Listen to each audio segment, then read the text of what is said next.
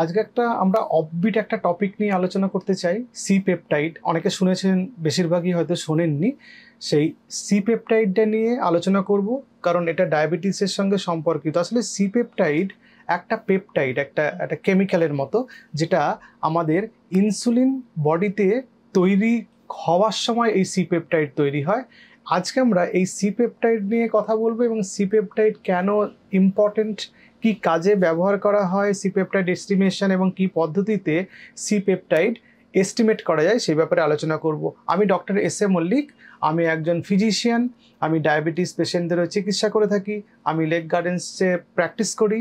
আজকে আমাদের আলোচনার বিষয়বস্তু এবং টপিক হচ্ছে সি পেপটাইড। সি পেপটাইড একটা কেমিক্যাল। এটা ইনসুলিন তৈরি হওয়ার সময় ব্লাডে আসে। যখন আমাদের প্যানক্রিয়াটিক বিটা সেলস, প্যানক্রিয়াসের মধ্যে আইলেটস অফ ল্যাঙ্গারেন্স আছে, সেখানে বিটা সেলস আছে। বিটা সেলস থেকে ইনসুলিন যখন তৈরি হয়, এই সি পেপটাইডটা তৈরি হয়।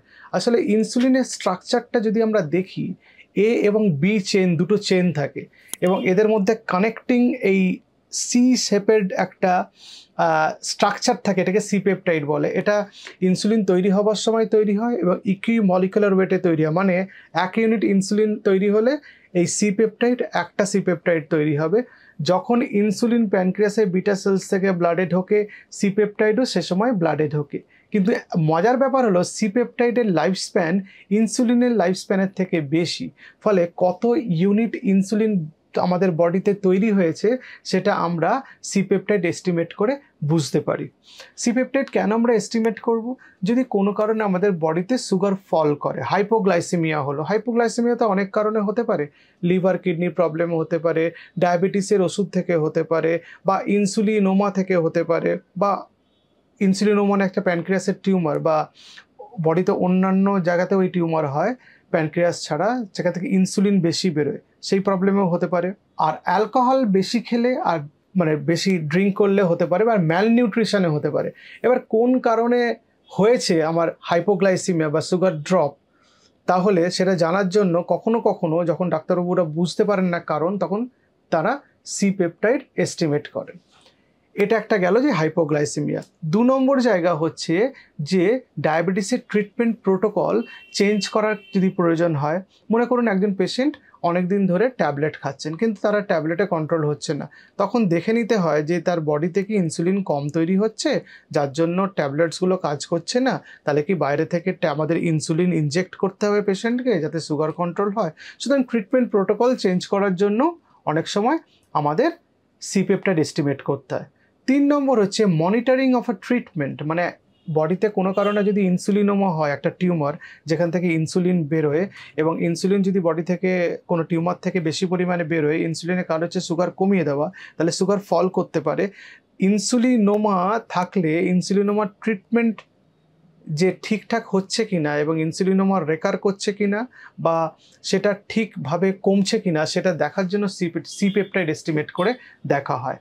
সুতরাং একটা টিউমারের ট্রিটমেন্ট ঠিকঠাক পদ্ধতিতে হচ্ছে কিনা সেটা দেখার জন্য সি পেপটাইড এস্টিমেট করা হয়। আর 4 নম্বর হচ্ছে জানার জন্য টাইপ 1 না টাইপ 2 ডায়াবেটিস হয়েছে সেটা জানার জন্য। অনেক সময় আমরা বুঝতে পারি না, একটু লেট অনসেট টাইপ 1 ডায়াবেটিস হলে, বা latent autoimmune diabetes of adult হলে, ল্যাডা যেটাকে আমরা বলি, বা টাইপ 2 ডায়াবেটিস, এটা যদি ইয়াং এজ গ্রুপে হয়, তাহলে আমরা বুঝতে পারি না যে এটা টাইপ 1 ডায়াবেটিস না টাইপ 2 ডায়াবেটিস। টাইপ 1 ডায়াবেটিস আমরা জানি ইনসুলিন তৈরি হয় না due to immunological destruction of the beta cells of the pancreas, যেখান থেকে ইনসুলিন তৈরি হতে পারে না।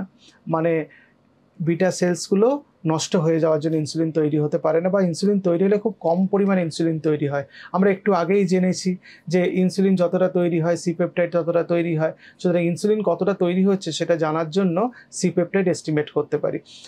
সেটা আমরা দেখে নিতে পারি যে ইনসুলিন কতটা তৈরি হচ্ছে। টাইপ 2 ডায়াবেটিসের কী হয়? ইনসুলিন রেজিস্ট্যান্স হয়। বডিতে ইনসুলিন আছে অথচ ইনসুলিন কাজ করতে পারছে না, তখন বডি কি করে? বেশি বেশি ইনসুলিন তৈরি করে। তাহলে বেশি বেশি বডিতে সি পেপটাইড তৈরি হবে। তাহলে টাইপ 1 ডায়াবেটিসে সি পেপটাইড অ্যাবসেন্ট থাকবে বা কম থাকবে, আর টাইপ 2 ডায়াবেটিসে সি পেপটাইড বেশি থাকবে। এইভাবে আমরা টাইপ 1 না টাইপ 2 ডায়াবেটিস সেটা আমরা বুঝতে পারি। এবার আমরা আলোচনা করব সি পেপটাইড আমরা কিভাবে এস্টিমেট করব। সি পেপটাইড দুভাবে এস্টিমেট করা যায়, একটা হচ্ছে ব্লাড থেকে আর একটা ইউরিন থেকে। ব্লাড যেরকম নর্মাল ব্লাড স্যাম্পেল আমরা নিই আমাদের আর্ম থেকে, কিউবিটাল ফসা থেকে ইউজুয়ালি এখান থেকে ব্লাড নেওয়া হয়, ভেনের মানে শিরা থেকে, ধমনী থেকে নয়, সেই ব্লাডটা এস্টিমেট করা হয়। কিন্তু ব্লাড থেকে এস্টিমেট করতে গেলে 8 থেকে 12 ঘন্টা ফাস্টিং থাকতে হবে, মানে না খেয়ে থাকতে হবে। যেরকম করে সুগার ফাস্টিং, লিপিড প্রোফাইল আমরা টেস্ট করি, সেভাবে সি পেপটাইড টেস্ট করতে হয়। আর ইউরিন টেস্ট করতে গেলে 24 ঘন্টার ইউরিন টেস্ট করতে হয়, মানে একটা কন্টেনারের মধ্যে 24 ঘন্টা ইউরিন আমরা পাস করব সেটা ওই কন্টেনারের মধ্যে পাস করতে হবে এবং কন্টেনারটা টেস্টের জন্য যাবে। শুধু প্রিরিকুইজিট হলো যদি যে সময় থেকে ইউরিন কালেক্ট করা শুরু হবে সেই সময় ইউরিন পাস করতে হবে এবং সেই ইউরিনটা ডিসকার্ড করে দিতে হবে, সেই ইউরিনটা নিলে হবে না, তারপর থেকে ইউরিনটা নিতে হবে।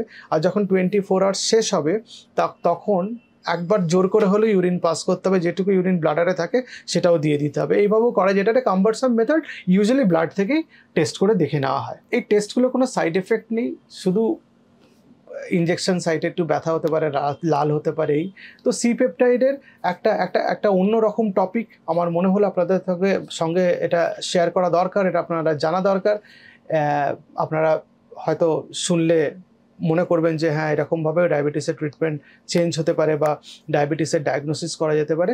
তো সেই ব্যাপারে আমরা আজকে আলোচনা করব। নমস্কার, ভালো থাকবেন।